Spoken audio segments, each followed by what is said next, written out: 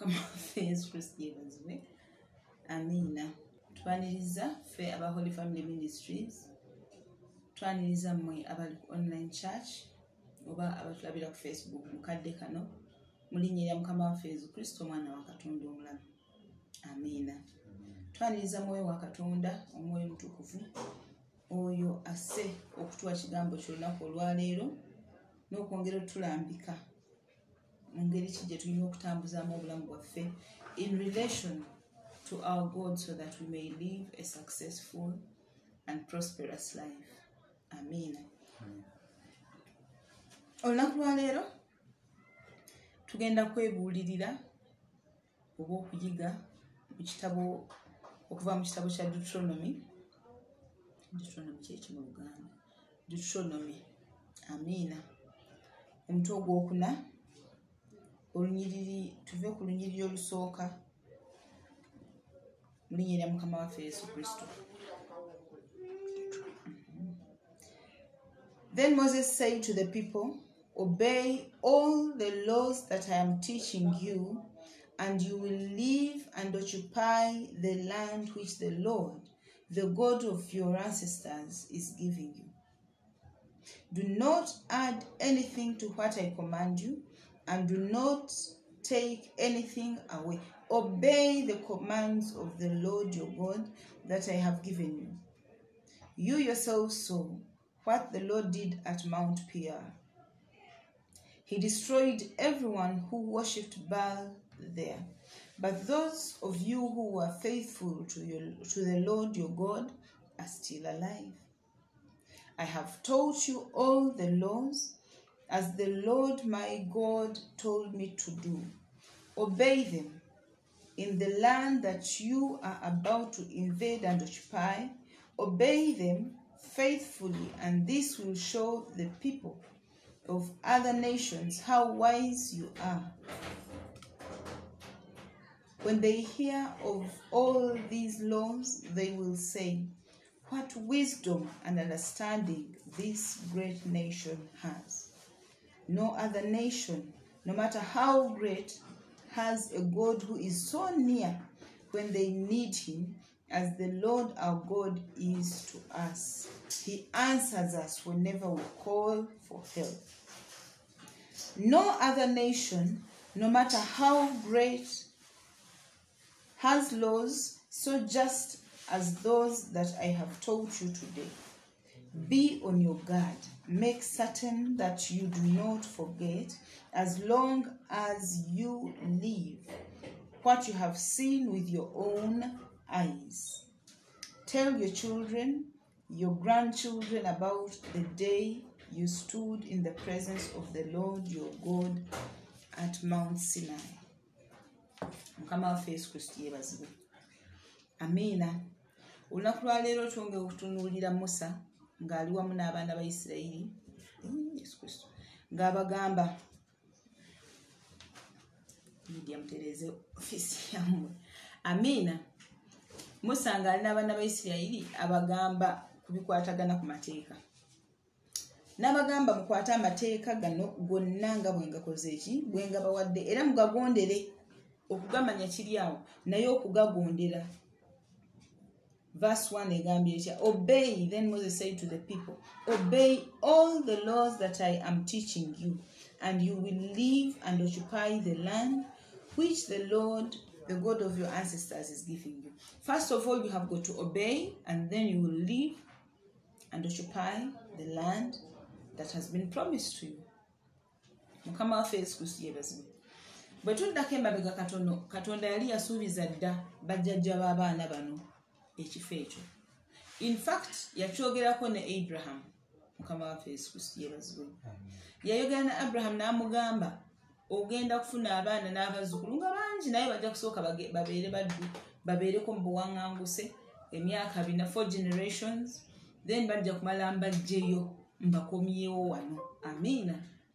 Ekitegeeza byonna byali biteekateekeddwa. Katonda byonna yabimanya nga n'abaana tebannaba kuzaalibwa, nga ne Abraham tannaba kubazaala. Sinakindi kuzaala Isaac mwe baalina okuva. Amiina.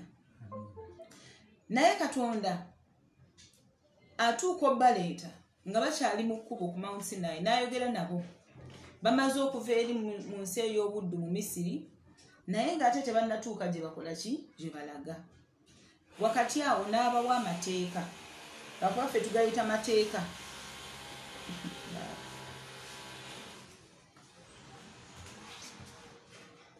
mukama waffe Yesu Kristo yeebazibwe lwakuba ffe tugayita mateeka oba ebiragiro naye nga ndowooza lwe lulimi lwaffe nti bye tuteekeddwa okukola in order that what these are the things that we are supposed to do in order for us to live a good life with our God in good relation kiringa nga bw'onoofumbirwa oba bw'onoowasa amiina waliwo ebintu by'omanyi nti bino bye mulina okugondera oba okukola mwenga abaagalana okusobola okulivinga in harmony. One of the things is no one cheats.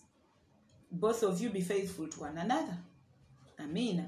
Omusajja tomusuubira kufuna mukazi mulala naawe omukazi omusajja takusuubira kufuna musajja muki mulala. You be faithful to one another. This is exactly what God told the children of Israel as law number 1.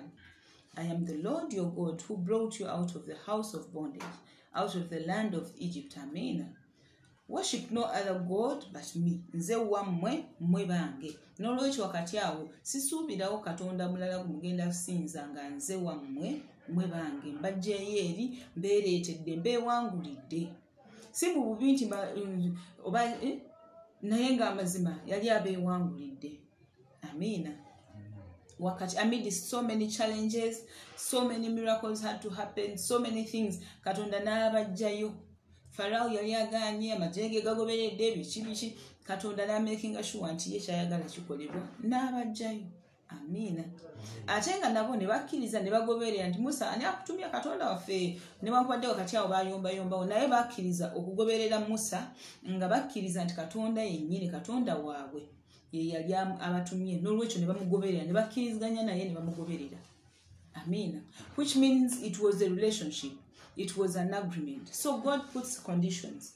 And you people, if we are to live in perfect harmony together, me and you, me dwelling amidst you, we live together happily, you know, nga twagalana nga tukwatagana buli kimu nga kiri bulungi sibasuubira kusinza katonda mulala yenna ng'ogyekonze. Waliwo mu maaso agambira, if you obey my commands, you will be my people and I will be your God. Mwe bange nange mbeere muki wammwe. Amiina. N'olwekyo Musa addamu abajjukiza wano nga bagamba obey all the laws that I am teaching you and you will live and occupy the land which the Lord the God of your ancestors is giving you. Mu bulamu bwaffe obwa bulijjo buno bwe tutambuliramu naffe tulina okukuuma amateeka geegamu bwe tubanga tulina ensi gye twasuubizibwa ensi gye tulubirira gye tusaba katonda okutussaamu tubeere wamu naye mu nsi eyo oba we tulaga mukama waffe Yesu Kristo yeebazibwe. There are things that we are supposed to follow if we are to occupy the land that God has promised us. We have received prophecies, we have got dreams nga katonda akulabula akulaga gy'akutwala. Tufunye visions nga katonda akulaga ekiddako osiibye osabye mukama ki ekiddako nkole ntya nkwegayiridde nsembeza n'abaako byakulambulira kola bwoti. The problem is that we be unfaithful along the way, or when we get to that land we be unfaithful. We fail to keep the commands, to obey the terms and conditions that were given unto us. In fact, the terms and conditions that we agreed to in the first place. Ebiragiro bino katonda yayogera n'abaana ba Isirayiri n'abibawa mu Exodus chapter 20 over ku verse 1 paka verse 20. Mukama waffe Yesu Kristo yeebazibwe. N'ayogera nabo Bayibuli egamba nti ne balaba ziraddu ne balaba okubwatuka okw'amaanyi biki ne batyana nnyo ne bagamba Musa woba oyogera naffe katonda wa ntiisa nnyingi nnyo banaffe tutidde tugenda kufa bufi gw'oyogera naffe katonda ayogere naawe gw'ojja kusobola okwogera naye gw'oba oyogera naffe. Amiina. N'abagamba nze katonda wammwe Musa n'abagamba temutya Amina. So at the end of the day, they agreed. We shall do. Amina. In fact, if we can rush there, Exodus chapter 20. If you read Exodus 20, if you read verse from 18, when the people heard the thunder and the trumpet blast and saw the lightning and the smoking mountain, they trembled with fear and stood a long way off. They said to Moses, "If you speak to us, we will listen, but we are afraid that if God speaks to us, we will die." Amina. Tugobona tugamba tujja kuwulira kati Musa wuno era abagamba nti byonna bye nabayigiriza byonna bye nabagamba Katonda bye yampa mbayigirize Katonda bye yawandiika mu mateeka ne mbaleetera mu bigondere. Omulembe guno twagadde nnyo okutaapinga. I tap the anointing. I tap into the Abrahamic blessing. The blessing of Noah and Aaron. We tap into those blessings. I am an Israelite. Tewali dogeri Isiraili yenze Isiraili wa Katonda. Mukwano okakasa okola Abayisirairi bye bakola. Mpaka ku mulembe guno Abayisirairi bagoberera amateeka gano. In fact bote bakoma ku 10. Bagamba it's around 300 and something. Gonanga bwe gali mu Deuteronomy mu Numbers. Musa yagenda agamenya. Nga bono gamba clauses of article because ebitya. Amina. Musa yagenda gabalambulira omukazi bw'ayenda nga tannafumbirwa bw'ayendera mu bufumbo bamukuba bwe bati bakyagagoberera. Kyova Katonda akyaliyita mwangali. Naye kati ffe twagala tubeere Bayisirayiri naye nga ate amateeka tetwagala gakola ki? Okugagoberera. Twagala tutapinge into those sayings. Tewali dogeri Isirayiri. Yenze gwanga lya Katonda eddonde. Abali mu gwanga lya Katonda eddonde bawuliriza byabagamba era ne babikola. Okukola Katonda byakugamba. Waliwo enjigiriza ku mulembe guno ekuba amateeka. Naye zikusanze gwe agamba amateeka ga Katonda tegakyakola makulu. Nti gasiba amateeka ga Katonda tegalina we gakusibira. Bw'otunuulira etteeka erisooka agamba ati nze Katonda wo eyakujja mu nsi y'obuddu, nze yakujja e Masaka mu Bwamulekwa, nze yakujja e Masaka mu bitambo by'e Masaka mu kika kye ekisezi mu Mwenge mu butasoma bwewammwe. Amiina. Nenkuleeta mu nsi enene, nkutwala mu nsi empya awakulukuta omubisi gw'enjuki neki n'amata, awali buli kalungi, awali emirembe. Amiina. Naye nga tonnaba kutuukayo njagala tukkaanye ku ngeri ki gye tugenda okuwangaaliramu mu nsi eyo nze naawe. Nze Katonda wo akujja eri n'olwekyo tosinza Katonda mulala yenna ng'oggyeko nze. Kati eryo etteeka libeera likusibye ludda wa ng'oggyeko naffe okwagala okubeera abalyazaamaanyi. Why do you want God to work to get you out of your land of bondage? Why do you want God to take you out of poverty, to take you out of slavery? You want God to take you out of all your dirt. And then when you're out of it, you start getting other gods to worship. Are you for real? Mukama waffe Yesu Kristo yeebazibwe. Beera mwesigwa. Ne Katonda anaabeera mwesigwa gy'oli. Naye tosobola kugaana kuba mwesigwa ate n'osuubira Katonda abeere mwesigwa gy'oli. It's not how it works. Katonda akujje mu buwuulu, akujje mu butafumbirwa, ekika kyonna kyaganda tekifumbirwa. Gw'osomoseeyo akujjeeyo omusabye n'osiiba n'akuwulira bulungi. N'akusomosa n'akujjayo. Si gwe wekka n'ajjayo ne butoobo bwonna. Kati otuuse mu bufumbo oyagala kubuwangaaliza ku ddogo. Otuuse mu bufumbo ate oyagala osinza omwami. Ng'ate wali tomulinanga okaabirira Katonda ate otuuse kati oba kitegeera. N'olwekyo kisigale nga tuli beesigwa. Obey. Worship no other God but Him. Do not make any image of anything on earth or beneath the earth, in heaven or above the heavens. No image. Why? Because God has already made you the perfect image of himself. You see that in the book of Genesis. Katonda watondera. Bible gamba, he created them both, male and female. He created them. In his image, he, God, created them. So he's telling you now, please, I created you for myself. Don't make, I've told you, I am yours, don't get another God. And now, you are mine. Don't make another image because I already created you in my very own image. You are the perfect image. You are the one I want. Don't create another. Tosaawo kirala wakati wo nange. Toteekawo kibumbe kyonna. Don't create another image. Creating an image may be kubumba mu muti, mu jinja, biki, but there is creating an image in your heart, in your mind. You can create an image in your very own understanding. You can create an image in your own family. You make something, you turn it into something of your own will. Amina. Katonda ali mukugana gamba nedda wakati wo nange tewalina kubeerawo mulala, tewalina kubeerawo katonda mulala, era toteekawo kifaananyi kirala.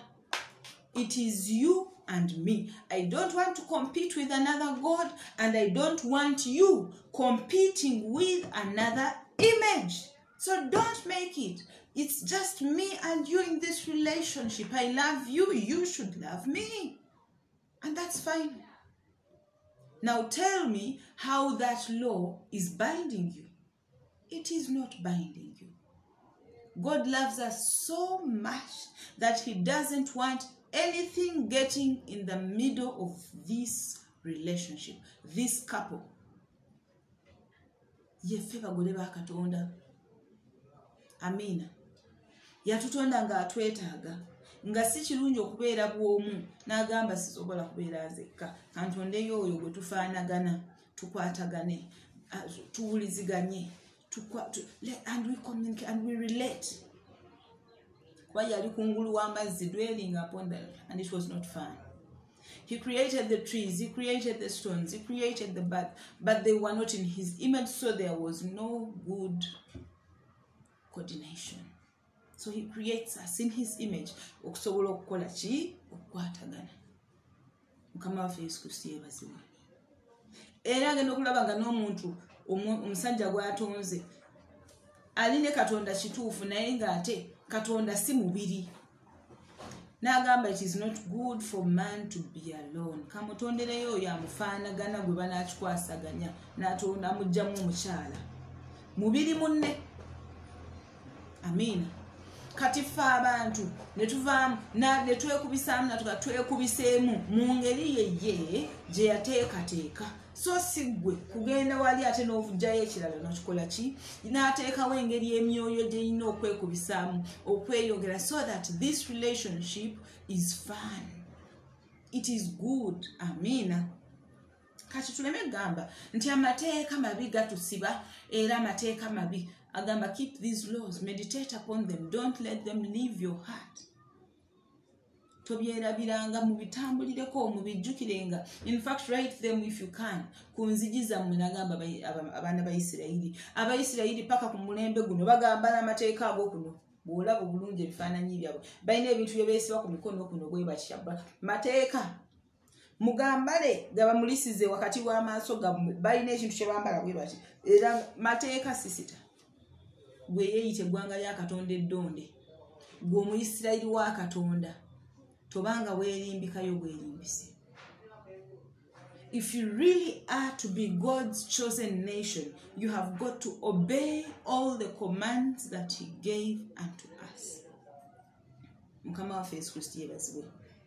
Amen. Do not add anything to what I command you, and do not take away anything. Obey the commands. Mukama waffe Yesu Kristo yeebazibwe. Wano waggulu yatugambye so that you may live in that land.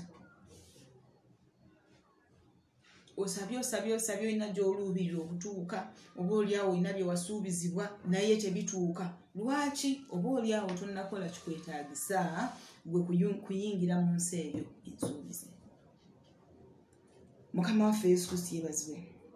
Olunyiriro lwokusatu lugamba etya, he destroyed everyone who worshipped Baal there, but those of you who were faithful to the Lord your God are still alive today. Gwe yeesize Katonda ddamu amaanyi, you will live. You will live. That's the message of hope. That's the good news. You will live. But for as long as you divert and leave the ways of the Lord, I'm sorry, but it may not go so well for you. Mukama waffe Yesu Kristo yeebazibwe. Saagala nkulimbe. Ekintu kiri kimu kyokka, ekkubo liri eri limu. Ne Yesu Kristo bwe yajja yayongera kukkaatiriza amateeka ago n'agamba mu bimpimpi gali abiri, yagala Katonda wo n'omutima gwo gwonna, n'amagezi go gonna, n'amaanyi go gonna, n'omubiri gwo gwonna, kwegamba gwe wenna na buli ekikulimu, yagala Katonda. When you achieve that, then also love your neighbor as you love yourself. When you do those two things, all the other commandments you are fulfilling. Because you cannot love your neighbor and then you turn and kill them. You cannot love your neighbor and then you get holy items, and then you start kumansalingi, nkugoba mvire. What are you doing? Mukama waffe Yesu Kristo yeebazibwe. You have children, your neighbor has got children. Mulisa gwe ebitukuvu leka bitukuze gwe. Bitukuze omudaala gwo gwake nnyonnyonnyonnyo, gunyumira abantu nnyonnyonnyonnyo, bakasitoma bagulabe nnyonnyonnyonnyo, baguyaayaanire nnyonnyonnyonnyo, Mukama ekidibo kinveeko ntukule. That is fine. But when you start nkugoba nga gwe kennyini okyaliko enziro, watyanga gwogoba yatukula. Amina. So love your neighbor the way you love yourself. Whatsoever you do to the least of my brothers, that you do unto me. So if you kugoba, that you do unto Jesus. If you're busy cursing your neighbor, that you do unto Jesus. When I was hungry, you gave me to eat. You gave me to drink. Baby gamba nti mujja kubuuza nti ebyo byonna nabikola ddi, nti bwe wabikolera oli munno wali obikolera nze. Mukama waffe Yesu Kristo yeebazibwe. So keep your side of the covenant. Obey the laws of God, the commandments of God, and then you will enter into the promised land. Obadde weebuuza lwaki osabye nnyo bulaza yansuubiza yampa prophecy kale yaŋŋamba nti by end of this year omulimu nja kuba ngufunye, nja kuba nga nneebeesaawo, bambi yakola omulimu gwe gw'ogukoze. Kye bayita okufukirira obunnabbi. Are you being faithful to the God that gave you that prophecy? Are you being faithful to the God that sent that word to you? Are you being faithful to God who promised all that he promised unto you? Are you faithful? Or the moment you received the prophecy, you ran to the bars? The moment you received the prophecy, you did not change on your ways of lying. You did not change on your ways of gossip. You went straight back to gossiping. Olwava mu kisiibo, n'ofuna obunnabbi, mu kisiibo badde weeyisa bulungi. Weekuumye n'okwekuuma. Bakuyita kukola ki? Kweyawula. Weeyawudde bulungi toli mu bantu. Tokola ngamba kwegamba karakita ye badde egenda ekola ki? Ekyuka. Ng'osaba weegayira Katonda ansembeza kumpi naawe. Mazima n'akusembeza, n'akutolerako ne ku byama bye n'akubuulira nti mwana wange nno kino kye nteekateeka okutuusaako mukadde bwe kati. Nga bw'osembedde kumpi nange, leka olege ku bulungi bwange, ofumbirwe, ove mu lwokaano lwa kino, ove mu lwokaano lwa kiri. Kati olwavudde mu kisiibo n'odduka emisinde n'oddayo mu buyisayisa obubi. Kati weebuuza lwaki bye yakusuubiza tebituuka. Mukwano, be faithful. Just be faithful. You want God to remain faithful to you? Be faithful to him. The moment you are not faithful, you draw yourself out. Out. Gwe kennyini, gwe wejja. mukubeerawo kwa Katonda ne wejja mu kisa mweyakusuubiriza ebirungi ne wejja mu kubeerawo kw'ebirungi bwe kulina okusanga. Mukama waffe Yesu Kristo yeebazibwe. Be patient. Amina. Eno wansi gye tusomye olunyiriri olwokutaano, I have taught you all the laws as the Lord my God told me to do. He did his part. He spoke. Those who had wrote, today we read them. There's a reason as to why we have the Old Testament and the New Testament. All the books are there. Why don't you want to read the commandments? Yagambo wange, because I have taught you everything that God told me to teach you. I have taught you. Amen. We are teaching you that idolatry is bad. We are teaching you that gossip is bad. We are teaching you, we remind you constantly that adultery is bad. Fornication is bad.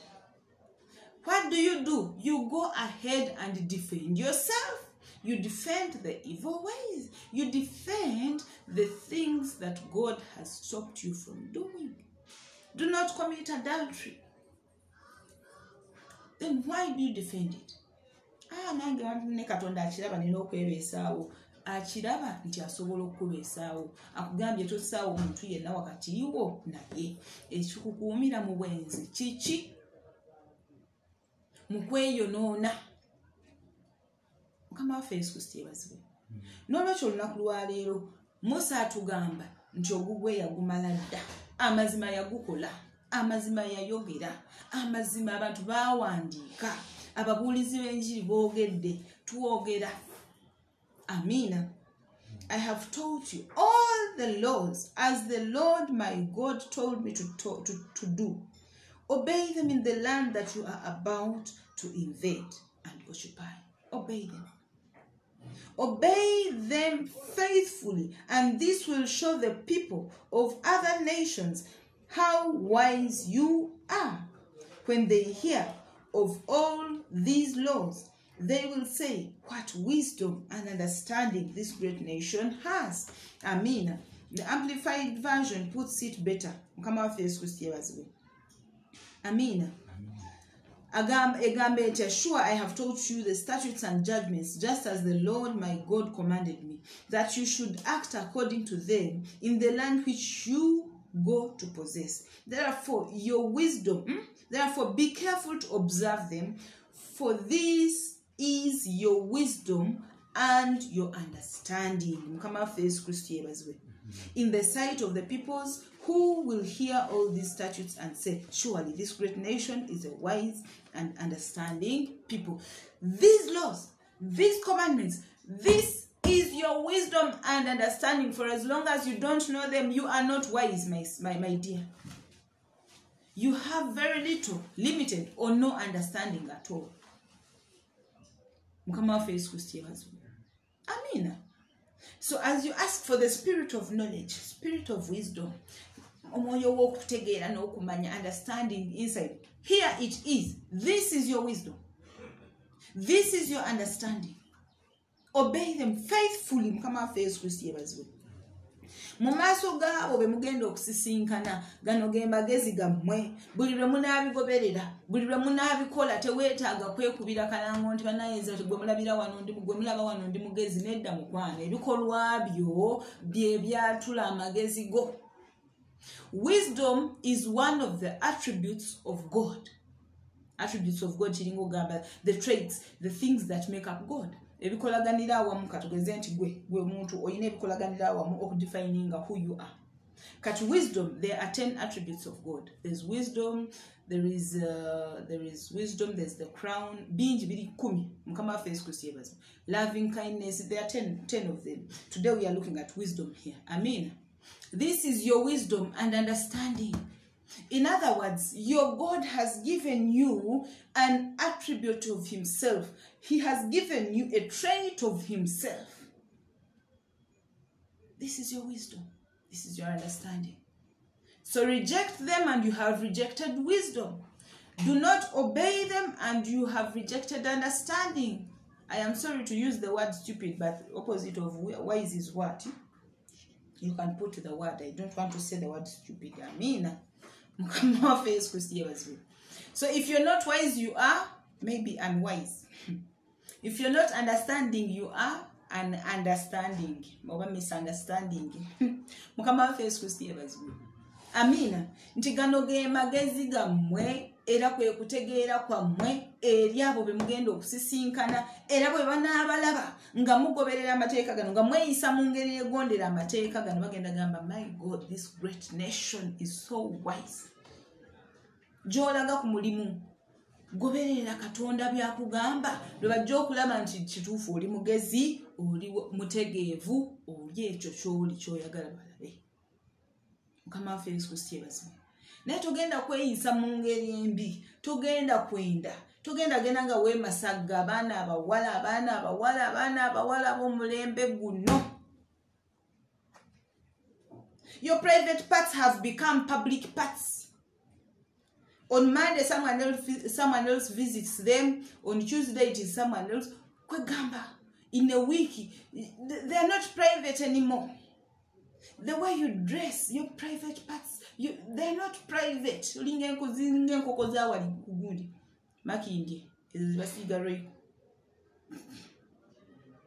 Amina.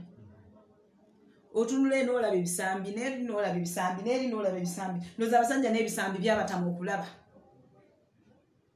Why? Because every corner they look, they see bisambi. Buli omu ayanise. So, what else would they be digging to look out for? Why would they marry you? Why would they be interested in you when what they are seeing there, they are seeing here, and they are seeing on you? Amina. Yambala bulungi. Kuuma omubiri gwo. Kuuma emmeeme eyo buli musajja gwe weegatta naye. Obeera weegasse naye mu mubiri ne mu mwoyo. Berowooza nti ogaba ekitaggweerera. Mukama waffe Yesu Kristo yebazibwe. Amina. N'olwekyo weekuumire Katonda wo. Totta. Lekera okugyamu embuto. Totta. Lekera okuloga abasajja b'abanno ng'obatta.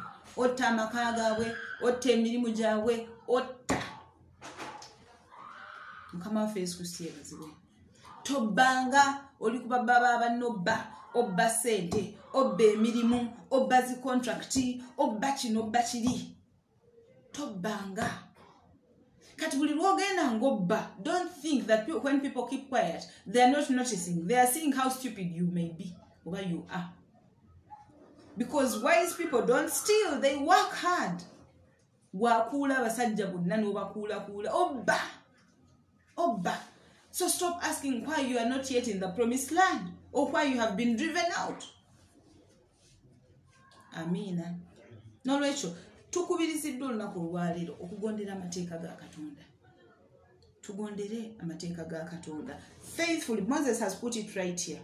I have told you all of them. Obey them in the land that you are about to occupy. Obey them faithfully.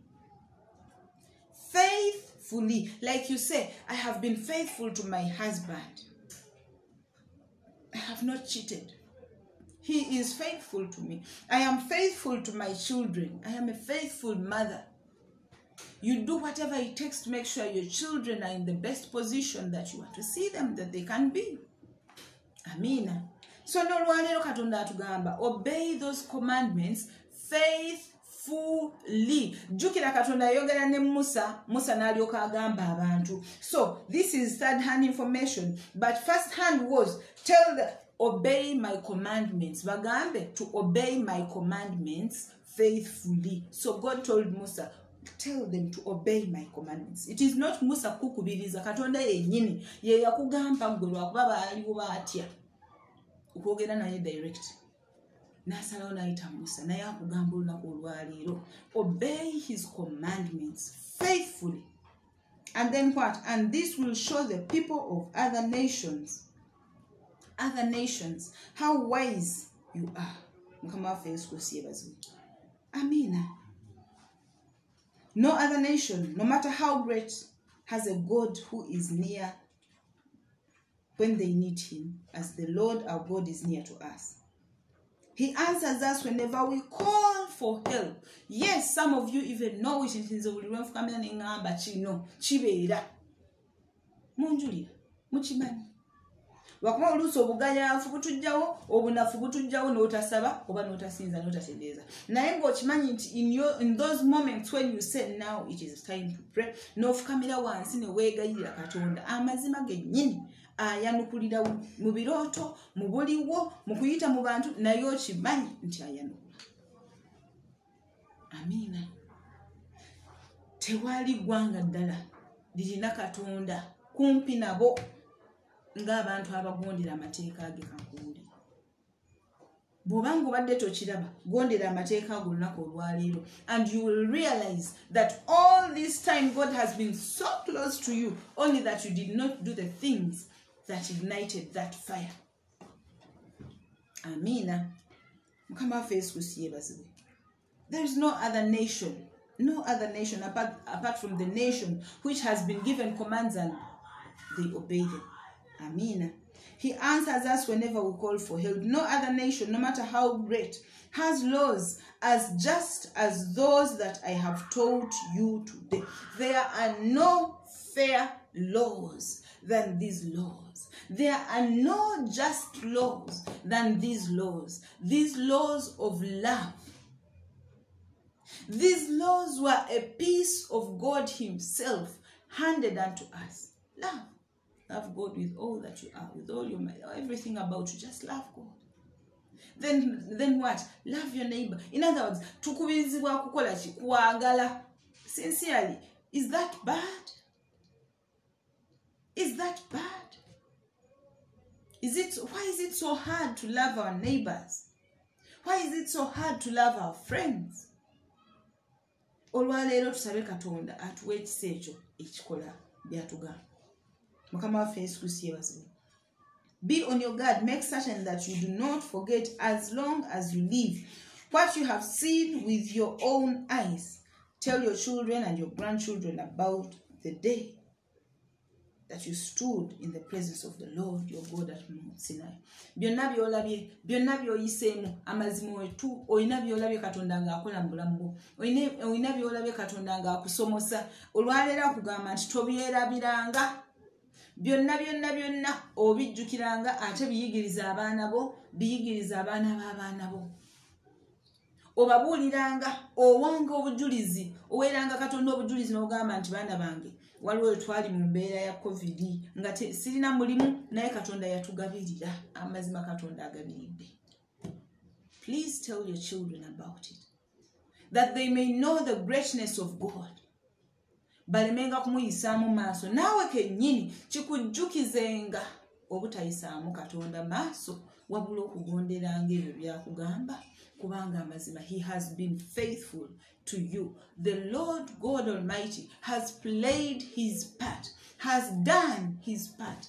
It is up to us to play our part as well, and thus be in good relationship with God, in a very good and healthy relationship. Be intimate with God. Mukama waffe Yesu Kristo yeebazibwe. Tukwebaza omwoyo wa Katonda olunaku olwaleero.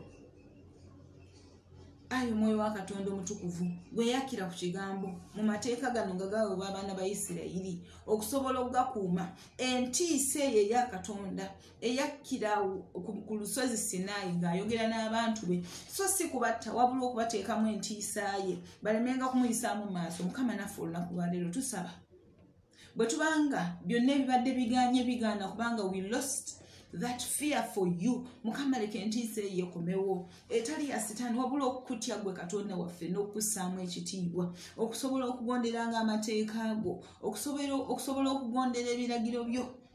Tubikolenga tusobole okwekuumira mu nkolagana ennungi iffe naawe ayi Katonda waffe. Enkolagana ennungi Mukama Katonda waffe gye twetaaga olunaku olwaleero. We do not need religion. We need a good relationship just between us and you, Lord. And we pray that the Holy Spirit, that the angels of the Holy Spirit position us right to perform our duties, to do your will, to obey your commands in the mighty name of Jesus Christ. Na buli mwoyo gwonna ogubadde gutuzibikira ogubadde gutulobera okukola ebyo Katonda waffe gwe byogamba olunaku lwa leero tugwegaana tugweyambula tugukwata ne tugusibira ku musalaba gwa Mukama waffe Yesu Kristo omwana wa Katonda omulamu twekutulako emmandwa ezibadde zitufuula abagezigezi so nga tetulina magezi ag'obwa Katonda. Mukama tweyambula emmandwa empewo z'ekika lubaale amajiini ebiteega n'ebitambo byonna olunaku lwa leero buli kibadde kiyimirira mu kkubo lyaffe ery'okutuukiriza amateeka ga Katonda ery'okukola okwagala kwa Katonda ebyo byonna ebibadde emiziziko mu makubo gaffe tubijjamu mu linnya lya Yesu Kristo omwana wa Katonda omulamu ne tubisibira ku musalaba gwa Yesu Kristo omwana wa Katonda omulamu olw'emmanyo Mukama eddogo lyonna eribadde litusindiikiriza okukola ebikyamu eribadde litusindikira mu bwenzi emyoyo gy'abafu egyatwambala emyoyo gy'abo be twasikira Mukama basenga baffe bajjajjaffe ne bakomawo muffe n'obwenzi bwabwe n'eddogo lyabwe olwaleero naffe tuloga Mukama tugyeyambula mu emizibu mmwe tubakwata ne tubasiba emikono n'amagulu ne tubasibira ku musalaba gwa Yesu Kristo omwana wa Katonda omulamu twekutulako buli ndagaano zonna ez'ekika ezibadde zitusibira mu busibe mu buddu mu kwonoona mu kumenya amateeka endagaano ezo tuzisazaamu n'omusaayi gwa Yesu Kristo omwana wa Katonda omulamu tuzisazaamu n'omusaayi gwa Yesu Kristo omwana wa Katonda omulamu era tuzijjira ddala mu bulamu bwaffe ne tuzisibira ku musalaba gwa Yesu Kristo omwana wa Katonda omulamu tuzookya n'omuliro gwa Pentecost tuzookya n'omuliro gwa Mwoyo Mutuukirivu mu linnya lya Yesu Kristo omwana wa Katonda omulamu ayi bamalayika ba Mwoyo Mutuukirivu abaka e Sodoma ne Gomora n'omuliro okwokya obwonoonefu obwali busensedde ekifo ekyo leka omuliro ogwo gwokye buli bwonoonefu obwayambala obulamu bwaffe obuli mu nsi yattu mu linnya lya Mukama waffe Yesu Kristo omwana wa Katonda omulamu nga tebunnaba tukonsuminga Mukama. May the consuming fire of the Holy Spirit consume all that is evil bitute bive mu makubo gaffe mu linnya lya Mukama waffe Yesu Kristo omwana wa Katonda omulamu. Mukama akulemberamu abaana ba Isirayiri nga baffe mu Misiri mu mpagi ey'omuliro naffe Katonda wange omuliro ogwo gwennyini gutukulemberemu to clear our way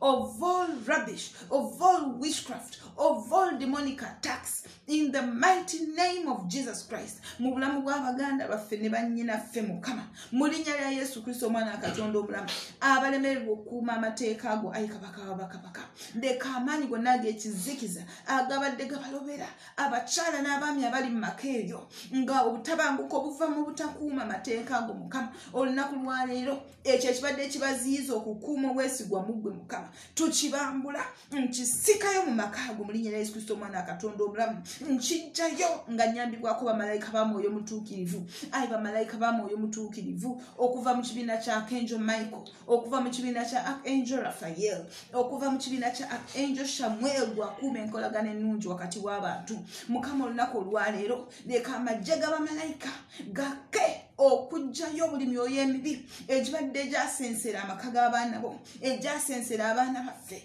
egyasensera mikwano gyaffe okubalemesa okukuuma amateeka ago n'ebiragiro Mukama okutulemesa okutuuka mu nsi ensuubize olwaleero byonna ebibadde bituziyiza tubijjayo emisanvu gyonna emiziziko gyonna tujambula abaana baffe tugyeyambula tugyegaana tugyekutulako mu linnya lya Yesu Kristo omwana wa Katonda omulamu endagaano zonna tuzijjayo ne tuzisibira ku musalaba gwa Yesu Kristo omwana wa Katonda omulamu era newe bibadde wonna tunaazaawo n'omusaayi gwa Yesu Kristo omwana wa Katonda omulamu ayi omusaayi gwa Yesu Kristo all precious blood of Jesus Christ wash us cleaner than anything whiter than snow mu linnya lya Yesu Kristo omwana wa Katonda omulamu buli awabadde kafuntuna buli awabadde ebibi buli awabadde enzikiza leka olwaleero kitangalo wa Katonda ayake amateeka ge gakuumibwe ebiragiro bye bikolebwe muffe mu linnya lya Mukama waffe Yesu Kristo tweyagalire mu kukuuma enkolagana ennungi wakati waffe ne Katonda waffe mu linnya lya Yesu Kristo omwana wa Katonda omulamu era bwe tutyo tuyingire ensi eyejjudde ebirungi bya Katonda eyatuteekateekebwa era tugyeyagaliremu mu linnya lya Yesu Kristo omwana wa Katonda omulamu weebale ayi Yesu Kristo weebale ayo Mwoyo Mutuukirivu tuwangudde era tuwangulidde ddala mu linnya lya Yesu Kristo omwana wa Katonda omulamu amiina. Mbeebaza mwenna abadde wamu naffe ku programu eno mu linnya lya Yesu Kristo era Omukama abasumululire ddala mu byonna in Jesus Christ mighty name. Amen.